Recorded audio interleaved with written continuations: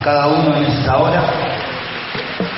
Como siempre digo, es un privilegio en esta hora poder compartir la palabra del Señor. La verdad que me gusta compartir la palabra delante de personas valientes como ustedes que se atrevieron hoy, a pesar de que el tiempo anunciaba tormenta, estaba nublado, no se sabía si se venía la tormenta. Pero ustedes tienen hambre del Señor y han acudido a la cita que el Señor tiene todos los miércoles y sábados en este lugar, así que he orado y ayunado para estar a la altura de las circunstancias. Realmente me siento un privilegiado estar delante de ustedes, de compartir la misma congregación, personas valientes que cuando veníamos con mi esposa mirábamos al cielo y orábamos y decíamos: vendrán los hermanos hoy a la iglesia, vendrán y el Señor es fiel, nos ha mandado, Él tiene una palabra de parte, en esta hora hay una palabra de parte de Dios para tu vida. Y espero que Él sea de bendición como lo ha sido para mí. Hace un tiempo el Señor me viene hablando con algunas palabras especiales. Y en esta hora quiero que vayamos a la palabra en el libro de Marcos, capítulo 8. Tres capítulos más adelante de lo que el pastor compartió el día sábado. En Marcos capítulo 5, pero en esta hora 4 y 5, pero en esta hora quiero leer el mismo libro de Marcos capítulo 8, versículo del 1 al 9. Y dice, tiene un título y el título es Alimentación a los 4.000. Y dice, en aquellos días, como había una gran multitud y no tenían que comer, llamó Jesús a sus discípulos y les dijo: tengo compasión de la gente, porque ya hace 3 días están conmigo y no tienen que comer. Y si los enviaren ayunas a sus casas, desmayarán en el camino, pues algunos de ellos han venido de lejos. Sus discípulos le respondieron: ¿de dónde podrá alguien saciar de pan a estos aquí en el desierto? Él les preguntó: ¿cuántos panes tenéis? Ellos dijeron: 7. Entonces mandó a la multitud que se recostase en tierra, y tomando los 7 panes, habiendo dado gracias, los partió y dio a sus discípulos para que los pusiesen delante. Y los pusieron delante de la multitud. También tenían unos pocos pececillos y los bendijo y mandó que también los pusieran delante. Y comieron y se saciaron y regocijaron y recogieron de los pedazos que habían sobrado 7 canastas. Eran los que comieron 4.000 y los despidió. Eran los que comieron en aquel tiempo como 4.000, dice, y los despidió. Lo que acabamos de leer, hermano, es la segunda vez que Jesús hace un milagro idéntico, un milagro parecido. En el capítulo 6 del mismo libro, Marcos, vemos la primera multiplicación, que Él alimenta no a 4, sino a 5.000 personas. Nosotros conocemos más esa historia cuando Jesús multiplicó. Poco se habla de esta multitud de los 4.000. Y acá es la segunda vez que la Biblia, o que el Señor, 2 capítulos después de haber multiplicado, hecho un milagro, le hace a sus discípulos y a una multitud diferente a la que está en capítulo 6 de Marcos. Le hace el mismo milagro. Y siempre me pregunté: Señor, ¿por qué le hiciste el mismo milagro? Y los versículos que recién leímos dejan algunas cositas que quería desmenuzarlas en esta noche. Pero primero tengo que hacer una introducción, y siempre he visto en Jesús que Él trató de hacer algo con sus discípulos, siempre. Los trató de enseñar, los trató de preparar. Ellos fueron los que iniciaron lo que hoy nosotros conocemos como la iglesia del Señor. Y el Señor preparó a sus discípulos, y ello los llevaba muchas veces a repetir lecciones como la que recién acabamos de leer, como un buen maestro. Uno de los atributos que Jesús tenía era que a Él lo llamaban maestro, y un maestro no hace otra cosa que enseñar. Y si muchas veces el maestro tiene que repetir la lección porque alguien no entendió, y Él hasta el día de hoy sigue trabajando de la misma manera con nosotros. Muchas veces Él tiene que repetir la lección porque los alumnos, nosotros, no aprendemos de alguna manera la lección. Y es justamente lo que sucede en este pasaje, la segunda vez que Jesús le hace el mismo milagro, las mismas circunstancias, de la misma forma, con algunas cosas distintas, pero el principio es el mismo, que ellos puedan entender algo. Veamos cómo comienza en el versículo 1, dice: en aquellos días, como había una gran multitud que no tenían qué comer, Jesús llamó a sus discípulos y les dijo. Lo primero que vemos acá, hermanos, es un problema. Hay personas que están necesitadas. La gente no tiene que comer. Y Jesús hace una cosa que a mí me llama la atención. En vez de solucionar el problema, en vez de hacerse cargo Él del problema, la Biblia dice que lo primero que hace es llama a sus discípulos. Lo primero que Jesús hace es llamar a sus discípulos. Dice que Él localiza el problema. Hay un problema, la gente no tiene que comer. Y Él llama a sus discípulos. Y siempre me pregunto, ¿para qué lo llamó? ¿Por qué Jesús llama cuando ve un problema, o en esta ocasión, de una dificultad? Y Jesús llama a sus discípulos. ¿Para qué? Y no hay otra respuesta que para probarlos. A ver qué respuesta ellos tenían. ¿Cuántos creen que el Señor prueba? Oh, 2 amén. Y uno fue la pastora. ¿Cuántos creen que el Señor prueba? Porque cuando nosotros hablamos de que el Señor prueba, ay, es como que nosotros muchas veces queremos las bendiciones, queremos darle, Señor, apurante, multiplicar los peces que estamos apurados. Pero el Señor prueba. Fíjense lo que dice Deuteronomio capítulo 8, versículo 2, dice: y te acordarás de todo el camino por donde te ha traído Jehová tu Dios estos 40 años en el desierto, ¿está ahí atrás? Para afligirte, para probarte, para saber lo que había en tu corazón, si habías de guardar o no sus mandamientos. ¿Para qué Dios nos prueba? ¿Para qué Dios nos prueba? Para saber qué hay en nuestro corazón, para saber qué hemos aprendido. Pregunto en esta hora, si Dios se presenta en estos tiempos, si Dios te presenta un problema, si Dios te presenta una dificultad en estos tiempos, ¿qué encontraría en tu corazón? ¿Qué encontraría en nuestro corazón? Fíjense, dice la Biblia, Génesis 22, Dios probó a un hombre.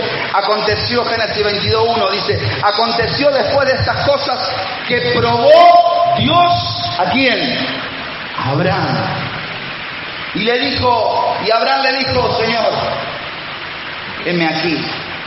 Dios probó Recién leíamos que Dios los hizo pasar 40 años en el desierto al pueblo para saber lo que había en su corazón.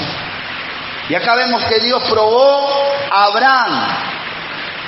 ¿Y saben lo que Dios encontró en el corazón de Abraham? Cuando Dios los probó, la respuesta nos la da Hebreos 11, 17, 19. Por la fe Abraham, cuando fue probado, ofreció a Isaac. Y el que había recibido la promesa, ofrecía a su unigénito, habiéndosele dicho: en Isaac que será llamada de descendencia. Pensando que Dios, dice Abraham, mire lo que encontró Dios en el corazón de Abraham, pensando que Dios es poderoso para levantar aún entre los muertos. Cuando Dios se presenta a Abraham y lo prueba, le pide a su hijo, lo vimos hace un par de días atrás, Abraham obedece. Abraham no me atrevo a decir que no dudó, porque lo que Dios le está pidiendo es algo muy fuerte. Nunca más se lo pidió a ningún hombre, porque en él serán benditas todas las familias de la tierra. Recuerdan, hace unos días atrás lo veíamos. Pero lo que encontró en el corazón de Abraham Dios fue que este hombre pensaba de que si él obedecía a Dios y sacrificaba a su hijo, Dios tenía el poder para levantarlo aún de los muertos. Eso fue lo que encontró Dios en el corazón de Abraham. Fe, encontró confianza en Dios. Pero ¿qué encontrará Jesús en la historia que acabamos de leer? Cuando Jesús le presenta en el versículo 1, le dice a los discípulos: acá hay un montón de gente, unas 4.000 dice la palabra que eran, y no tenían que comer. Versículo 2 y 3 dice: tengo compasión de la gente, porque ya hace 3 días que están conmigo y no tienen que comer, y si los enviaren ayuna, a sus casas se desmayarán en el camino, pues algunos de ellos han venido desde lejos. Acá, hermanos, quiero abrir un paréntesis antes de seguir. Vemos una multitud y si alguna vez has escuchado alguno de mis mensajes, sabrás que soy medio crítico de la multitud. La multitud siempre en la Biblia es un obstáculo para aquellas personas que quieren ir más allá de Jesús. Hay personas, como en el capítulo 6, de aquellos que querían que les multiplique la comida. 5.000 personas, multitud, pero muchas veces vemos como en la historia de Zaqueo, que la multitud lo único que hace es impedir que Zaqueo llegue a Jesús. Vemos que la multitud en la historia de la mujer del flujo de sangre impide o le obstaculiza el paso para aquella mujer, y aquella mujer esforzándose de una manera sobrenatural con las fuerzas que ya no tenía, ella llega. Y la Biblia dice que Jesús siente que alguien lo tocó y él pregunta: ¿quién me tocó? Y todos le dijeron: Señor, hay una multitud alrededor tuyo. Y pregunta: ¿quién te tocó? No, pero esta multitud está acá. No sé por qué está acá, pero hay alguien que me tocó de una manera diferente. Hay alguien que me tocó con fe, y esa mujer recibe. Dice: si tan solo ella se predispone, dice: si yo tan solo llegaría hasta tocar el borde de sus vestiduras, el borde de su manto, yo sé que voy a ser sana. La multitud lo único que hace es obstaculizar La Biblia habla de multitud y de siempre de la multitud sale alguien. Sale un Zaqueo, sale una mujer con fe. Sale un Bartimeo que la gente los quería hacer callar y él gritaba más y más, como recién decía el pastor: Jesús, hijo de David. Pero esta multitud, hermano, es distinta y el Señor lo relata, lo pone, ahí lo dice. A mi modo de entender soy muy crítico de la multitud, pero esta multitud me cae bien. Cierro paréntesis, hermanos. Jesús dice: hace 3 días que vienen conmigo. Hace 3 días que me vienen siguiendo. Hace 3 días que ellos están conmigo y ya no tienen que comer. Ellos vienen siguiendo a Jesús hace varios días.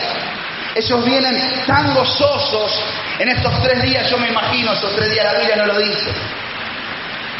Pero imagínense mucho más que cuando nosotros hemos vivido campañas de Anacondia de 3, 4, 5 días, o campañas en la iglesia y hemos visto milagros gloriosos. Y te da gusto trabajar. Hace unos años atrás la iglesia, con el pastor al frente, como líder de aquella carpa acá en el barrio de Las Flores, pudimos ver y por varios días vimos los milagros del Señor que sucedieron en ese lugar. Y así miles y miles de campañas por el mundo que se llevan a cabo semana tras semana. Pero aquí no había un predicador, no estaba el predicador de turno, no estaba el personaje ungido, el pastor conocido que venía de otro, el profeta que venía de otro país. Acá estaba el mismísimo. Todos hablamos, Anacondia habla de una persona, Casluna en su noche de gloria habla de él. Chimizuaga en los años 80, cuando llenaba estadio, hablaba de él. Benigini. Y así pudiera nombrar tremendos hombres que hacen campañas y hablan de él, pero aquí no estaba Anacondia, no estaba Benigini, no estaba Chimizuaga, aquí estaba él. Aquí estaba él mismo en persona, y 40.000 personas, un estadio completo, 3 días, lo vienen siguiendo. ¿Ustedes se imaginan ese cuadro? ¿Ustedes se imaginan 40.000 personas aquí, por calle San Martín, siguiendo a un Jesús que sanaba enfermos, resucitaba muertos, le devolvía la vista a los ciegos? Oh, eso habrá sido, hermano, asombroso. De tal manera que estas personas se olvidaron, fue tan asombroso estar con Jesús que se olvidaron de todo, hermano. Se olvidaron hasta que no tenían más para comer. A ellos no le importaba, no le importó nada. Ellos seguían a Jesús. Jesús localiza ese problema. Pero ellos se olvidaron aún de volver a sus casas. Y Jesús dice, muchos vienen de lejos y tiene compasión de ellos. Quizás muchos no querían volver a sus casas. Ellos se quieren quedar con Jesús, pero de alguna manera Jesús da por finalizado, con el milagro que va a ser a continuación, da por finalizado esa etapa de esa campaña o de esa travesía de 3 días. Y dice, es necesario que vuelvan a sus casas. Quizás muchos dijeron, no, se terminó, ahora tenemos que volver a mi casa. Y solo queremos seguir con Jesús, pero Jesús los manda de nuevo a su casa. ¿Y por qué? Porque Él sabe. Él sabe que la gente no se tiene que acostumbrar a estar con Él, porque Él en un momento no va a estar. Él se va a ir, Él conoce el final. Y saben que tarde o temprano la iglesia y toda esta multitud se va a quedar sin Él. Él ya no va a estar para solucionarle los problemas. Y Él le tiene que enseñar. Jesús sabe que es contraproducente que estar con ellos continuamente. Él les quiere enseñar a depender de Él, pero no de la forma que ellos quieren depender de Él. Jesús los manda a sus casas y le deja las enseñanzas y le dice, bueno, ahora es tiempo de que ustedes pongan por obra las enseñanzas que yo le doy. Pongan por obra lo que ustedes han visto en estos 3 días. Las últimas palabras de Jesús en el Evangelio las citaba nuestro pastor Juan al comienzo de la reunión. Dice, yo estaré con ustedes siempre hasta el fin del mundo, dice el Señor. Pero no va a estar de una forma presencial. El Señor le dice, yo voy a estar con ustedes, créanme. Créanme que yo voy a estar, pero ahora es necesario que ustedes vuelvan a su casa. El Señor no les dijo a la iglesia, a mí siempre me verán, siempre estaré con ustedes de una forma presencial. Es más, ni siquiera le dijo, siempre me sentirán. Él le dijo, yo siempre voy a estar. Siempre voy a estar con ustedes, pero no le dijo siempre me van a ver, siempre me van a sentir. Acá no pasa, hermano, pero en Rosario, en muchas iglesias de Rosario, la gente se va porque no siente a Jesús. porque no siente que Jesús está. Así que no vaya por Rosario, quédese acá, por eso nosotros los Rosarios venimos acá a Galvez. Porque mucha gente se va a la iglesia diciendo, no siento nada, no siento la presencia de Jesús. ¿Y quién te dijo que tenés que sentir la presencia de Jesús? ¿Quién te dijo que tenés que sentirla continuamente, la presencia de Jesús? Por eso Jesús le dice, es necesario que ustedes se alimenten, yo los voy a alimentar bien, para que vuelvan fuertes a sus casas. Pero no voy a estar con ustedes siempre. Va a haber tiempo donde ustedes no me van a sentir. Cuando el Señor resucitó, cuando el Señor resucita, hay un discípulo que dice, yo no voy a creer hasta que no sienta la presencia de Jesús. Yo hasta que no lo vea, y no solamente que no vea, sino hasta que no sienta y meta el dedo en su llaga, yo no voy a creer. Y Jesús se le presenta y el primero que vaya es un tal Tomás, mismo, decía, el incrédulo, tenía ese apodo. Y le dice, Tomás, aquí está, aquí me ves, ¿querés sentirme? Meté el dedo en mi llaga. Y lo reprende el Señor y le dice, tú tuviste que ver para creer, tú tuviste que sentir para creer, pero bienaventurados, benditos son aquellos que crean sin ver, benditos son aquellos que crean sin sentir. Y el Señor le dice, vuelvan a su casa, es justamente lo que Jesús está haciendo aquí. Ya estuvieron con Él 3 días, ya les dejé las enseñanzas para que puedan caminar por la vida de la forma correcta. Ya los perdoné, ya los sané, ya los restauré. Ahora los voy a alimentar para que vuelvan fuertes a sus vidas. Pero no siempre estaré con ustedes presencialmente. No siempre voy a estar. Es más, Jesús no veía la hora que ellos entiendan, que sus discípulos entiendan los principios que Él le quería enseñar en una oportunidad. Quieren orar por un chico lunático. Jesús está allá en su mayor momento de espiritualidad en la transfiguración. Lucas 9:41. Y había un padre que tenía un hijo lunático y dice, un rato lo lleva por el fuego, otro rato lo lleva por... Y Jesús ya le había enseñado.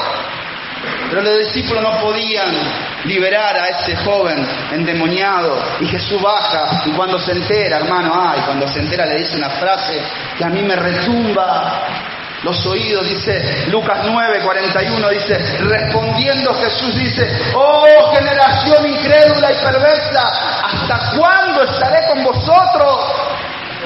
¿Hasta cuándo voy a estar con ustedes y los voy a soportar? Palabra, lo dice ahí, léalo para que vean que yo no estoy adulterando la palabra, hermano. El Señor quería que ellos aprendan, ¿hasta cuándo? No voy a estar siempre con ustedes. Es necesario que ustedes entiendan, que aprendan. La estadía de Jesús en gran parte fue para entrenar a sus discípulos. Y ahora, hermano, vamos a ver qué tan entrenados, en qué nivel de ese entrenamiento están. Él quiere saber qué aprendieron todos estos años que estuvieron con Él. Él quiere saber de nosotros. Muchas veces Él está muy interesado en saber qué estamos aprendiendo nosotros. ¿Qué aprendemos nosotros, en el caso mío, en 20 años, viniendo a la iglesia, conociendo de Él, de la palabra? ¿Qué aprendimos? ¿Qué aprendimos de Él? ¿En qué nivel de crecimiento estamos? Y veamos la respuesta de sus discípulos en el versículo 4. Sus discípulos le respondieron, ¿de dónde? Jesús le pregunta y le dice, en hambre. Estas personas tienen hambre, hay que darle de comer. Y ellos le responden, pero le responden con otra pregunta. Y le dice, ¿de dónde podrá alguien saciar de pan a estos aquí en el desierto? Hermano, lo que están diciendo ellos es real. Ellos están mirando lo natural, y lo natural es lo que vemos. Y muchas veces lo que vemos, hermano, no es compatible con las cosas del Señor. El Señor les vuelve a repetir el examen y ellos le vuelve a repetir la situación que hace 2 capítulos atrás le había hecho. Y ellos vuelven a cometer el mismo error. Vuelven a enloquecerse de la misma manera. Ellos vuelven a dudar, vuelven a repetir el examen. Hermanos, encima hacen una pregunta, a mi modo de entender, delante de Jesús la peor pregunta: ¿de dónde vamos a sacar? Jesús le dice: tienen hambre, son 4.000. Y ellos dicen, y se miraban entre ellos. Encima la Biblia dice, los discípulos, dice, habla en plural, no había uno. Entre ellos se preguntaban, ¿de dónde vamos a sacar nosotros? Todos se hacían la misma pregunta: ¿de dónde sacaremos? ¿De dónde? ¿Quién podrá alimentar a esta multitud? Encima estamos en el desierto, en el medio del desierto. Qué tremendo problema el Señor los metió. Hay un problema y el Señor viene a pedirle, entre comillas, ayuda a sus discípulos para que le den la respuesta. Y ellos le dicen, nosotros, ¿de dónde vamos a sacar? Los carga con ese problema, los prueba y ellos, ¿qué hacen? Se escandalizan. Lo que ellos, hermanos, están diciendo es real. Ellos tienen mucho realismo de lo que está pasando, conocen mucho, ven mucho noticiero y ven que no, la cosa está complicada. Es real. Está muy complicada la cosa. La economía está para atrás. Es real. Hay un grado de realismo. Lo que ellos están viendo, si lo vemos naturalmente, es verdad. La realidad los supera. A ellos el problema los supera, los desborda. Le dice, ¿de dónde vamos a sacar, Jesús? Y muchas veces, hermanos, el problema es tan grande, el problema en el cual nosotros estamos, o que el Señor nos mete para probarnos, quizás para ver qué hay en nuestro corazón. Nos desborda de tal manera que nos enloquecemos. No sabemos para dónde ir. ¿Cuántos vieron alguna vez la película Bichos? Una película para chicos de hormigas. Y la hormiga siempre seguía en el mismo. Empieza la película, unas hormigas vienen con sus palitos ahí y de repente cae una hoja en el camino y ellos solamente conocían el ir y volver por el mismo camino, ir y volver, y ellos le cambiaban el camino y se enloquecían. Y de repente cae una hoja en el medio del camino y empieza, ¡ay, ahora! ¿Y ahora qué hacemos? Viene un viejo hormiga, una hormiga y dice, tranquila, vengan por acá, coseen la hoja y pasa. Dice, no, la hoja del año 69 era mucho más grande que esa. Se le complicó porque es lo que Jesús le está diciendo acá a los discípulos. Hace 2 días atrás le hizo el mismo milagro y hoy, hace un par de meses atrás los sanó, los sacó de un problema y hoy están escandalizados. Le vuelve a suceder y ahora se olvidan. El problema muchas veces nos hace olvidar. Nos hace olvidar delante de quién estamos, quién es el que nos está diciendo. Y el Señor le dice, ¿qué vamos a hacer ahora? No sé, Jesús, ¿qué podemos hacer? ¿Qué podemos hacer? Y empiezan a gritar, ¡ay, son un montón! Estamos en el medio del desierto, no tenemos plata. Estamos lejos de cualquier... Y por más que consigamos almacenes abiertas, ¿cómo vamos a hacer para darle de comer? ¿Quién es capaz de darle de comer? Es sus palabras de los discípulos, hermano. ¿Quién pudiera alimentar a esta multitud? ¿Quién? No sé usted si estuviera en esa multitud. Y los discípulos preguntan, ¿quién pudiera? No sé qué día. Yo en un ataque de espiritualidad, cuando arranqué esta, cuando empecé a decir, digo, Señor, si yo hubiera estado ahí, y me Israel, si hubiera estado ahí, se hubieran enloquecido igual que los discípulos. Porque muchas veces yo te sané y cuando estás enfermo te volvés a enloquecer de vuelta. Muchas veces el Señor nos prosperó, pero empezamos de vuelta la economía y decimos, ¡ay, ahora cómo vamos a hacer para pagar! Y nos volvemos a escandalizar. Muchas veces se olvidan que Jesús fue el que nos libró de cosas más grandes. Hace 2 o 3 días atrás eran 5.000, ahora son 4.000.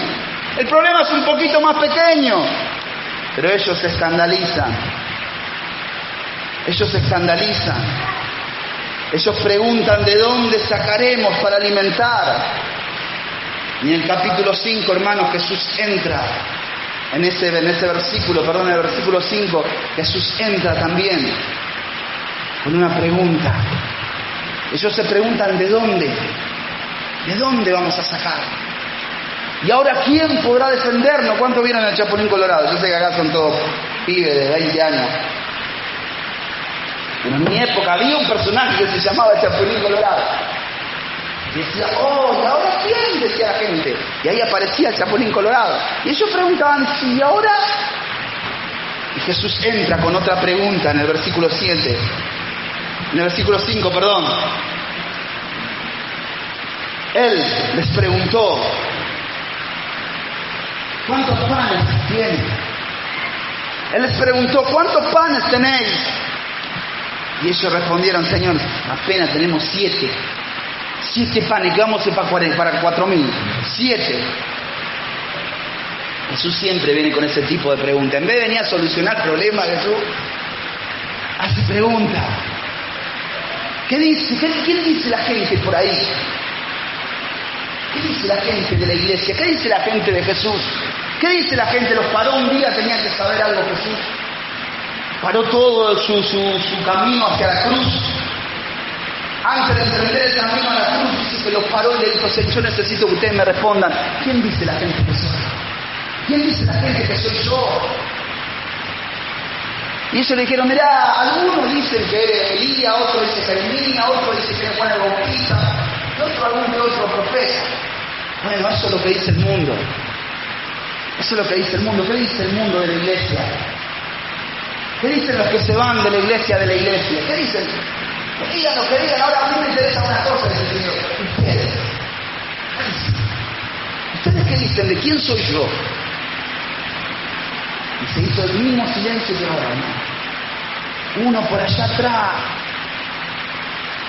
Y está Pedro y le dice, Señor, tú eres el Hijo mío con vergüenza. Tú eres el Cristo, Señor, el Hijo de Dios viviente. Y es importante leer después de este versículo, y el Señor le dice, bienaventurado eres Pedro, porque no te lo reveló ni carne ni sangre, sino mi Padre que está en los cielos.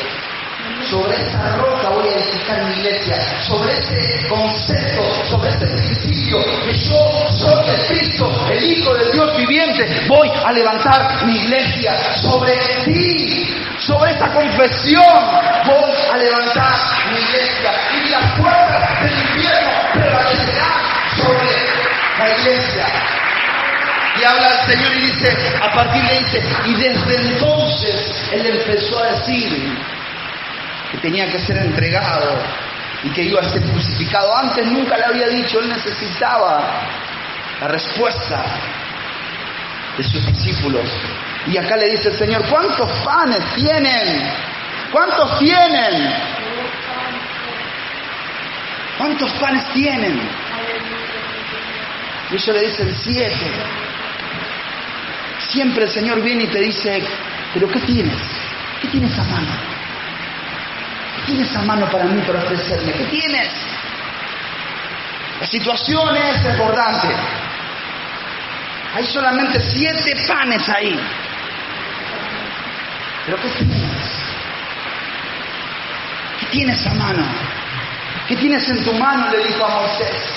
Cuando le puso todas las excusas. Cuando Él lo manda a liberar a Egipto. Y Moisés le dice, Señor, yo soy pobre, soy tartamudo, soy infeliz, no tengo para nada. A mí me manda, yo no sé hablar. Yo soy tardo para hablar. Y el Señor le dice, Moisés, ¿quién le dio la boca al ser humano? Vos me venías a poner excusa de que no sabe hablar. Si yo soy el que le di la voz al ser humano. Es lo mismo que vengamos y le decimos, Señor, yo no puedo, Señor, yo no puedo. Señor, no veo, Señor, no escucho. ¿Y quién le dio la vista al ser humano? Delante de Dios. Sí, Señor, pero ¿con qué? ¿Con qué voy a ir? ¿Qué voy a hacer? Le dice, Señor, ¿qué tiene en la mano? Una vara, no sirve para nada, es un palo. Con eso, suficiente. Yo necesito que esa vara tú me la entregues, me la consagres a mí.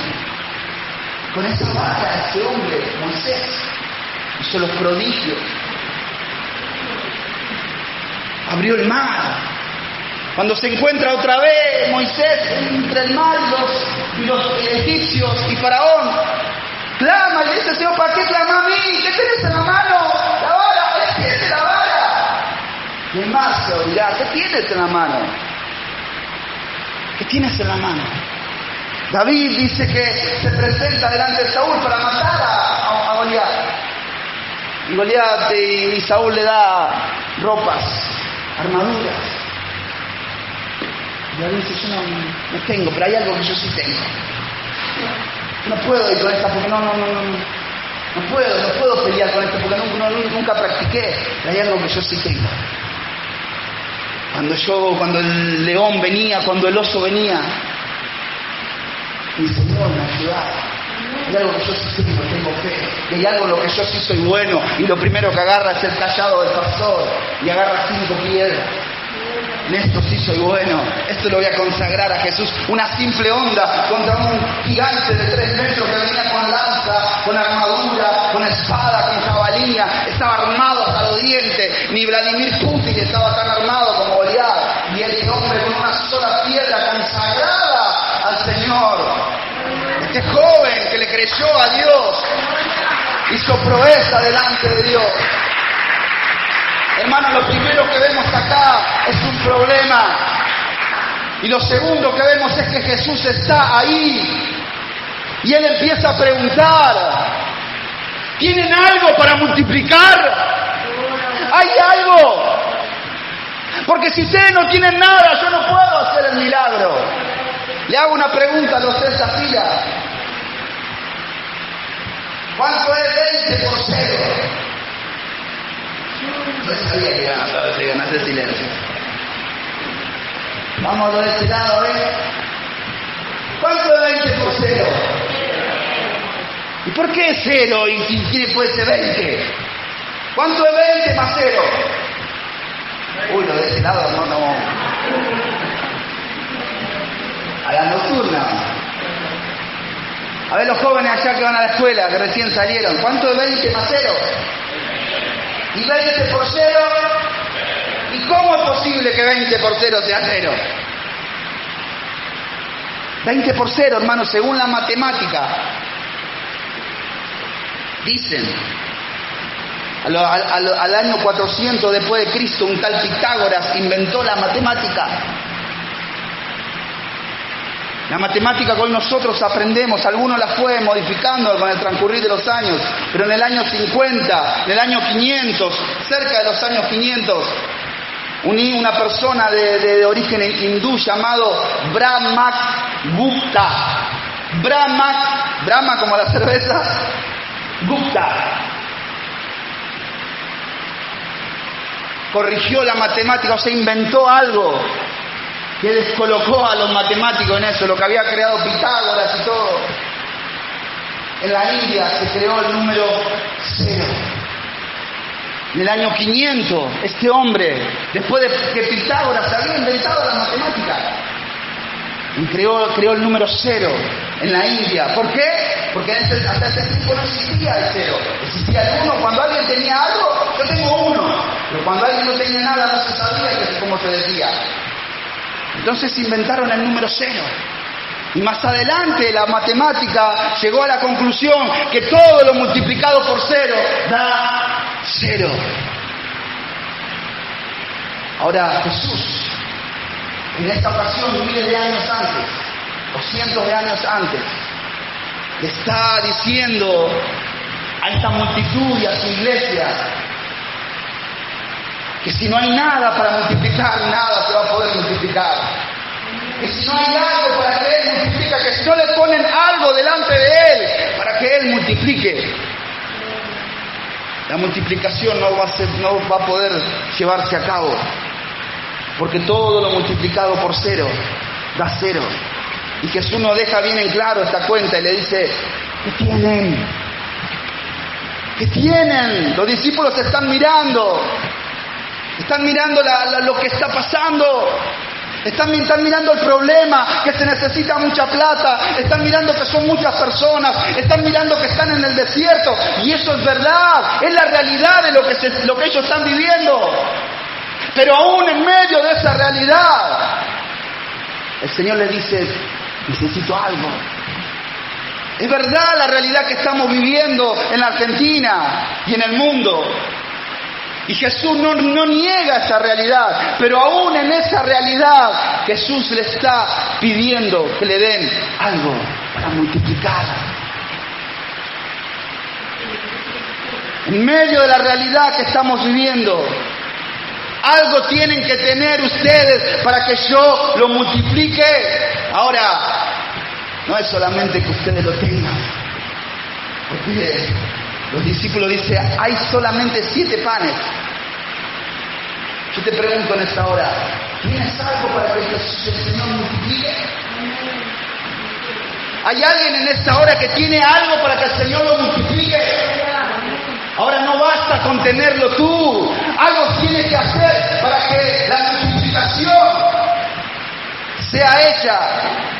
Si lo tenemos nosotros no sirve para nada en nuestras manos, hermanos. Eso en vez de multiplicar, va a dividir, va a restar.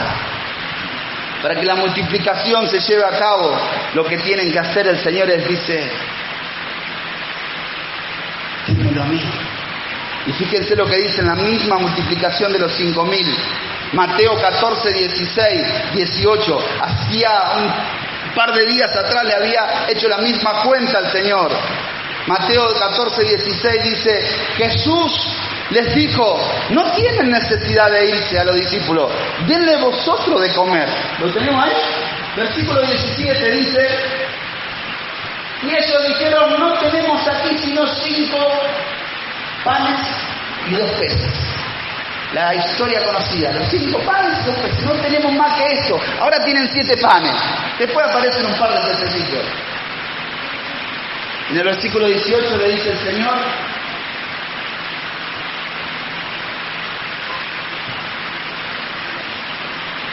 los discípulos tenían 5 panes. El Señor está diciendo, ok, ahora tráiganmelo a mí. En las manos de ustedes eso no va a hacer efecto. No solamente lo tenemos que tener, sino que se lo tenemos que traer a Jesús. Lo mismo pasa en Juan capítulo 6, la misma multiplicación de los 5,000, Juan 6, 9 al 11. Dice, ¿hay algo para multiplicar? El Señor hace la misma pregunta, ¿tienen algo? Y Felipe dice, acá está un muchacho que tiene 5 panes de cebada y 2 panecillos. Y ellos dicen, ¿pero para qué sirve esto? ¿Qué es esto? Entre tantos. Entonces Jesús le dijo, hacer recostada a la gente, y había mucha hierba en aquel lugar, y se recostaron como el número de 5,000 varones.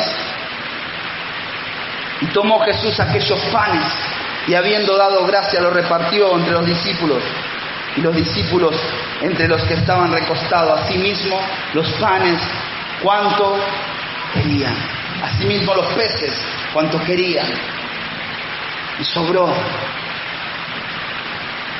El Señor le dice, ¿tienen algo? Un muchacho que no le negó a Jesús. Dice, acá hay un muchacho que tiene un par de peces. Pero ese muchacho tenía que hacer algo para que la multiplicación se lleve a cabo. Ese muchacho se lo tenía que dar, ofrecer. Primeramente a los discípulos y después que los discípulos se lo lleven a Jesús. Y dice que ese muchacho, por la consecuencia del milagro, no se lo negó un muchacho. Él está enseñando en estos tiempos a las personas que nos rodean, a nuestros hijos, por ejemplo. A mí me toca ser el responsable de 2 adolescentes. ¿Pero qué le estamos enseñando a ese muchacho? ¿Qué le estamos enseñando en estos tiempos? Jesús nos anima y nos urge la necesidad de que le enseñemos a nuestros hijos que le den a Jesús lo que Él les pida. Muchas veces decimos nosotros que no queremos que nuestros hijos sufran las miserias que nosotros sufrimos. Y es verdad. Como padre queremos lo mejor para nuestros hijos. A mí nunca me enseñaron que la multiplicación estaba en las manos de Jesús. A mí me enseñaron a trabajar, a ser una buena persona. Pero muchas veces el trabajar y ser bueno no basta. La Biblia dice, ganan mucho dinero, trabajan mucho, pero ese dinero es como que va y lo meten en saco roto. Y por 28 años, hermano, no entendí y no sabía, porque no me lo enseñaron, de que la multiplicación estaba en las manos de Jesús. A nosotros no nos enseñaron. Hace mucho que el Señor viene tratando con una palabra. Esta mañana, este mediodía, se la compartía a mi hijo cuando íbamos a la escuela. Y el Señor me viene tratando acerca de la arteza de amasar. Y no entendía qué es lo que el Señor me quería decir. Y la arteza de amasar, y la arteza de amasar. En Deuteronomio 28, 4 y 6 dice, bendito el fruto de tu vientre. ¿A quién? A los que obedecen. A los que obedecen a la palabra. Siempre digo, Deuteronomio 28 tiene 68 versículos. Los primeros 14 son de bendición para los que obedecen a su palabra. Y los restantes 54 son de maldición, justamente para los que no obedecen a su palabra. Y te animo que algún día te pares delante de Deuteronomio 28 y lo leas. Y vas a desear que termine este versículo, este capítulo. Porque las cosas que el Señor dice son tremendas, pero hay bendición. Hay 14 versículos de bendición. Hace un par de años, asumió un presidente cristiano en El Salvador. Invitó a un pastor muy conocido por todos nosotros, que habla el día de la asunción de su mandato. Hoy El Salvador está siendo uno de los países más bendecidos de toda Latinoamérica. El mundo está hablando de El Salvador. Y este pastor se paró delante de todo el país y les entregó las bendiciones de Deuteronomio 28. Y entre esas bendiciones dice, bendito el fruto de tu vientre, bendito el fruto de tu tierra, el fruto de tus bestias, el fruto de tus crías, el fruto de tus vacas y el rebaño de tus ovejas. Benditas serán tu canasta y tu arteza de amasar. Bendito será al entrar y bendito será al salir. ¿Qué es la arteza de amasar? Es la arteza de amasar. Es un recipiente, hoy lo veíamos con mi hijo, es un recipiente como una bañera donde metían la masa y la dejaban ahí que se leude y esa masa se inflaba hasta cubrir todo. La artesa de amasar no es otra cosa que a lo que nosotros nos dedicamos. La artesa de amasar no es otra cosa que a lo que nosotros tenemos, nuestro trabajo, a lo que nos dedicamos, nuestra herramienta de trabajo. En otras cosas el Señor está diciendo acá, como lo dice en el Nuevo Testamento, yo bendeciré el fruto de tus manos, pero algo me tenés que poner delante. Todo lo multiplicado por 0 da 0. Bendito tu arteza de amasar, bendito tu trabajo. Habla de nuestra herramienta, de nuestro trabajo, de lo que nosotros nos dedicamos. Que si nosotros lo ponemos delante de Él, Él lo bendecirá y lo multiplicará. Quiere que tus hijos no sufran las miserias que nosotros sufrimos. Enséñales estos principios. Enséñale que si no le ofrecemos algo al Señor para que Él multiplique, no lo va a poder multiplicar, porque todo lo multiplicado por 0. El pastor Mauro siempre nos recuerda eso. Lo que la matemática decretó. Pero Jesús, en su palabra, nos venía gritando desde siempre. Éxodo 23, 5. Y vamos terminando. Elías, por favor, vení. Éxodo 23:5 dice: la fiesta de los panes sin levadura, una orden, un mandato que el Señor le está dando. La fiesta de los panes sin levadura, guardarás 7 días, comerás pan sin levadura, como yo te mande. En el tiempo del mes de Abril, que es el mes de abril de ahora, las Pascuas que vienen, en el tiempo del mes de abril, porque en Él saliste de Egipto. Recuerden, en Él saliste de Egipto. Y lea lo que dice al final, no sé si está ahí atrás, pero léalo. Todo lo multiplicado por 0 da 0. No estaba. Éxodo 23:15. Ponelo por favor, así lo leemos todo. La fiesta de los panes sin levadura, guardarás 7 días, comerás los panes sin levadura, como yo te mande, en el tiempo del mes de abril, porque en Él saliste de Egipto, y todo lo multiplicado por 0 será 0, y ninguno se presentará delante de mí, ninguno se presentará delante de mí, las manos vacías. Ninguno se presentará delante de mí. Hermanos, si usas este principio bíblico en cualquier área de tu vida, tenés la multiplicación asegurada. ¿Qué tienes para que el Señor bendiga, para que el Señor multiplique? ¿Qué tienes para darle? ¿Qué tienes? ¿Tienes una hora para orar? Bienvenido sea. No sabes lo que el Señor puede hacer. ¿Tienes un talento? ¿Tienes algo para darle? No importa lo que sea. Pero no te presentes delante del Señor con la mano vacía. Si nosotros incluimos este principio en el área familiar, en el área matrimonial, en el área ministerial, en la salud, en la economía, el Señor va a multiplicar.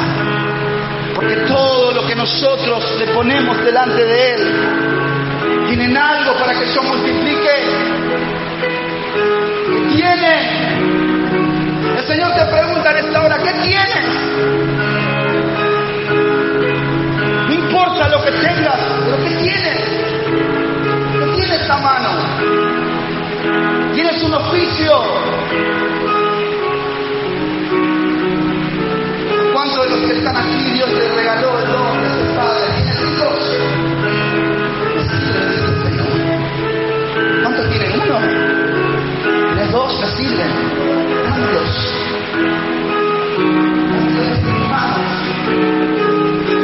Yo los voy a multiplicar. En mis manos yo los voy a bendecir. Él quiere bendecir los dones, los talentos. Preséntalos esta noche delante de Él. Debemos aprender a presentarnos delante de Dios como Él quiere que nos presentemos. Hermanos, para terminar, en todos los relatos de multiplicación que el Señor hizo, el Señor hizo 2 cosas. Una cosa la tuvieron que hacer los discípulos, es darle lo que había, ponerlo en las manos del Señor. El Señor hizo 2 cosas. Lo primero que hizo es que dio gracias. El principio de la multiplicación comienza dando gracias por esos miserables 7 veces. Te estás quejando porque solamente me des 7 veces. No funciona. Lo primero que el Señor hizo fue dar gracias. Señor, levantándolo del cielo, dijo: Señor, te doy gracias por esos 7 veces. Y lo segundo que hizo fue bendecirlos. ¿Estás viviendo tu casa o te estás quejando de tu casa porque gotea la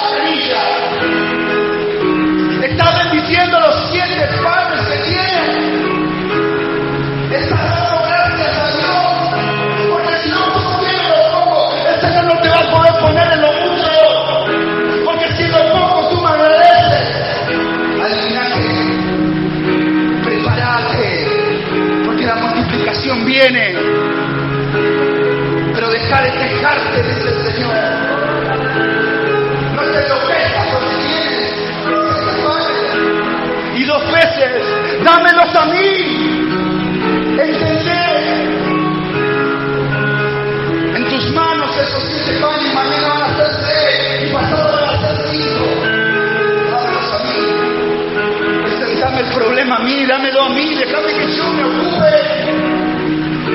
Los discípulos se escandalizaron. No entendieron, muchas veces Dios nos repite la prueba.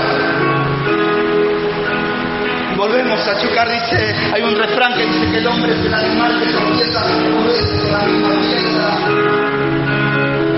Y el Señor nos vuelve a repetir, nos vuelve a pasar por la misma prueba. En el desierto 40 años estuvieron, 40 años dando vueltas y decían, sí, por acá me parece que está pasando. Un camino que deberían haberlo hecho en 11 días aproximadamente. Llevó 40 años dando vueltas en el desierto. Y hasta que no entendieron desde el principio que Dios te decía, porque yo quiero saber qué hay en tu corazón. Quiero saber qué hay en tu corazón cuando lo único que tienes son 7 panes.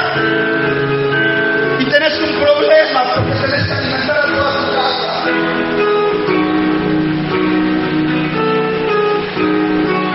Enseñale a tus hijos.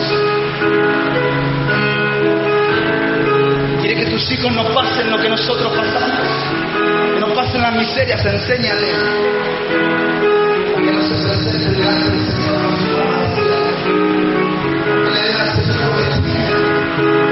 Lo pongan delante del Señor. Y la multiplicación se llevará a cabo. Si funciona, hermano, primero debemos poner lo que tenemos delante del Señor. Debemos dar gracias y bendecirlos como hizo el Señor. Es así como funciona.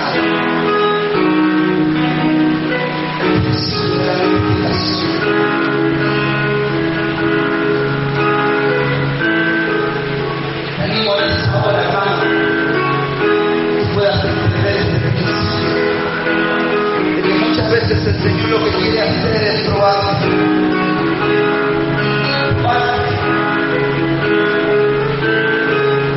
Muchas veces cuando viene mi problema lo primero que hago es enloquecerme.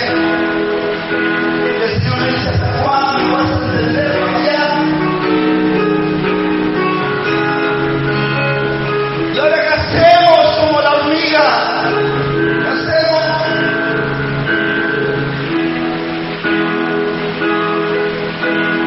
El Señor dice, necesita. Esta semana llegó una noticia a nuestro trabajo. Momentos me puse mal. Cuando reaccioné,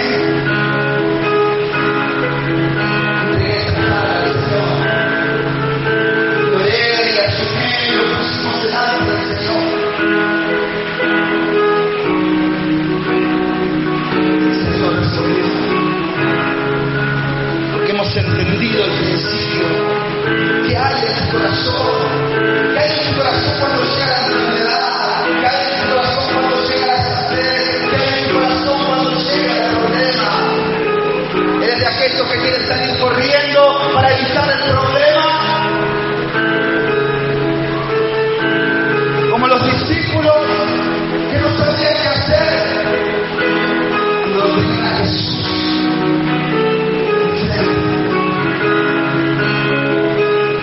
Teniendo a Jesús cuando hay un problema, teniendo a Jesús. Hoy te quiero dejar esta palabra y sembrarla en tu corazón. Para que tú presentes el problema, el primero te va a decir, ¿y ahora qué vas a hacer? Y tantos panes tienes. Quizás te presenta el problema. Lo que tengas en este tiempo,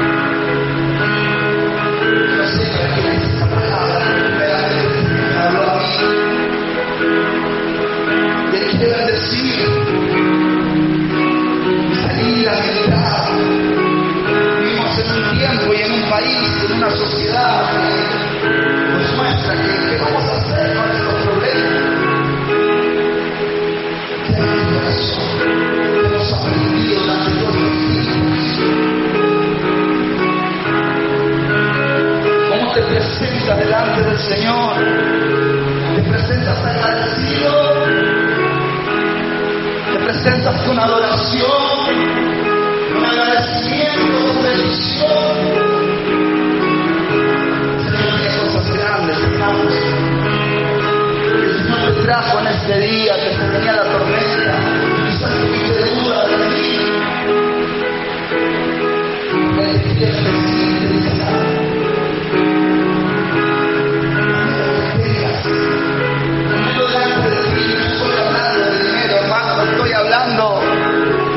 estoy hablando de lo que tú te imaginas.